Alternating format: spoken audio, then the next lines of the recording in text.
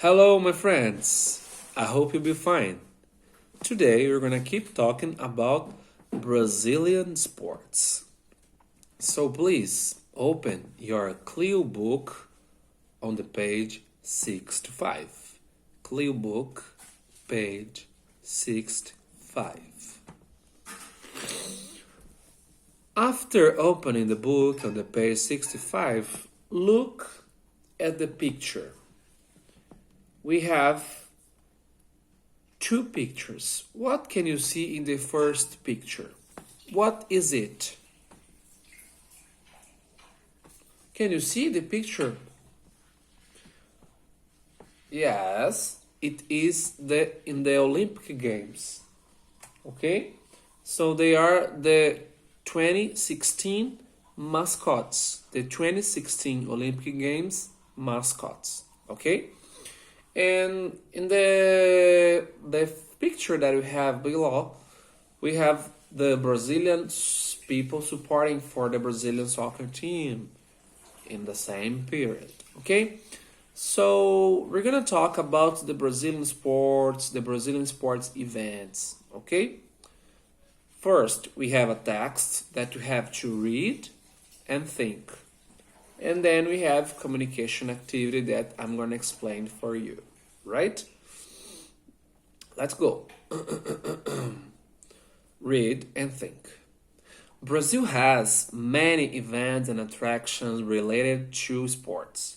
You can visit stadiums like Maracanã, football museums, go on sports tours, matches, and so on.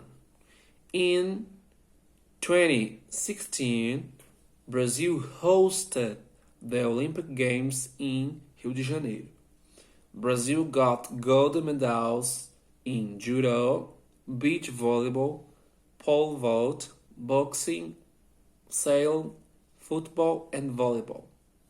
Some of these sports can be found in schools and sport clubs, such as judo, volleyball, and football. Okay? So let's try to understand the text, okay? After the text, we have Pictionary. So we have pole vault is this sport that you can see in the picture. Pole vault. You hold a pole and you jump. And you have sailing. You hold the sail into the sea and you do this sport. Okay? So let's go. The first part of the text. Brazil has many events and attractions related to sports. So all this text is about these attractions, okay, these sports. So it is mentioning that you can go to stadiums like Maracanã, you can visit museums like football museums, and etc. and so on. Okay, then in the second part of the text, like in the line 4, in the fourth line, we have in 2016 or 2016, Brazil hosted is received the Olympic Games. So the Olympic Games in 2016, it was in Brazil. This year or next year, the Olympic Games it's going to be in Tokyo, Japan. But the previous 2016, it was in Brazil. So in 2016, Brazil hosted the Olympic Games in Rio de Janeiro. And Brazil got golden. We have golden is the first place. Golden, and the second is silver. Golden medals for judo, like Portuguese, beach volleyball, pole vault, boxing, sailing. Look the picture, sailing. Can you see in the picture? Football and volleyball. And some of these sports like volleyball, like football, you can find in schools and sports center, ok? Então o texto discorre sobre eventos relacionados ao esporte. Menciona que você pode visitar museus, você pode assistir a partidas de futebol indo ao estádio como o Maracanã, e também relata que o Brasil sediou os Jogos Olímpicos de 2016. Então na foto de cima você tem o mascote e embaixo você tem aí a galera torcendo pela seleção brasileira, ok? E no Pictionary você tem as fotos aí dos esportes salto com vara e de vela. Second part, we have the communication frame. So, on the communication frame, this is the part that we do together when we are in class. So we have the question and the answer. The question, would you like to visit the football museum? Sure. Where is it? It is in São Paulo. And you, would you like to visit the football museum? Yes or no? Yes, I would love, teacher, because I love football. I love soccer. CR7 is the best, or Messi is the best. No, I wouldn't like, teacher, because I don't like football. But I love volleyball. So I could visit the volleyball museum, maybe. Okay? So think about this question and write for me in the comments. Okay? Open the Google Classroom and write for me. Teacher, I would love to visit the football museum. No, teacher, I wouldn't like to visit the football museum because I don't like football. Okay? Please write for me. I will be waiting for your comments on Google Classroom. Okay? Very good. Exercise 2, it is about the dynamic that we should do in group. We're going to do when we are back. Ok? Então, communication frame é sempre exercício de conversação que a gente fazia na aula, que eu levantava, colocava a música, aí quando parava a música você conversava com a pessoa que estava próxima a você.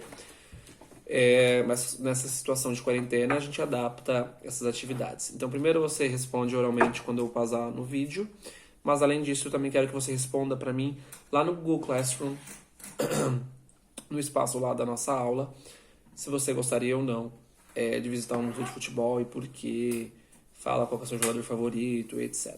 Ok? Very good.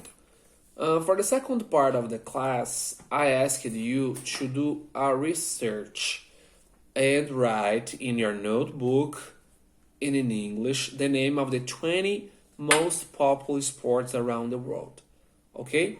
So, you have to do that as a research and write 20, okay? Not 12, 20. 1, 2, 3, 4, 5, 6, 7, 8, 9, 10, 11, 12, 13, 19, 20, okay? 2, 0. 20 sports, 20 most popular sports around the world. And the name in English, like football, or soccer, volleyball, basketball, baseball, and so on. You have to do the research, ok? Então, como segunda parte da aula, um exercício extra que não está no livro, eu pedi para vocês também lá no Google Classroom que vocês fizessem uma pesquisa rápida dos 20 esportes mais populares do mundo, mas que escrevam todos em inglês. Então, se você precisar em português, as respostas vão aparecer em português. Já faz a pesquisa direto em inglês, porque aí já vai vir com as respostas em inglês. E não adianta também só escrever, eu quero que vocês escrevam e ilustrem, né, que esporte que é, para que depois, quando você for estudar, for rever, você possa entender, ok? Please do not forget to send me a message. Okay, teacher, I understood. Okay, teacher, I have already finished. Oh, teacher, I have a question. I didn't understand what I have to do. I didn't understand this word on the text, okay? Always remember, when you read the text, you have to circle the words you don't understand and look for their meanings, ok? Lembre-se sempre que vocês têm que circular as palavras que vocês não entendem antes de ler o texto e antes de assistir o vídeo. Então, se você chegou aqui até esse momento do vídeo e você não tinha lido o texto antes, já fez errado. Porque você tem que ler primeiro, circular, pesquisar as palavras que você não sabe e depois assistir ao vídeo. Porque aí fica mais fácil de você entender aquilo que eu tô falando, porque você já teve contato com vocabulário e etc. Porque muitas vezes você não entende, não é porque fala rápido ou porque é difícil, é porque você ainda não tem aquele vocabulário. Então, a partir do momento que você absorve aquele vocabulário, você já vai começar a entender mais o que eu falo. E assim eu não preciso ficar fazendo as traduções no vídeo, né? Quando a gente está na sala é mais fácil, porque eu faço mímica, os colegas ajudam, mas como nós estamos no vídeo a gente tem pouco tempo, por causa do tempo do vídeo, do tempo que vocês têm para fazer o exercício, acabo tendo que fazer essa parte em português. Mas não vão se acostumando, porque sabe, quando a gente retornar para a sala, all in English again. Okay, my friends? I miss you already. I hope you're fine. I hope you'll be taking care of yourselves. And I hope to see you soon. Okay? See you next class, guys. Bye bye.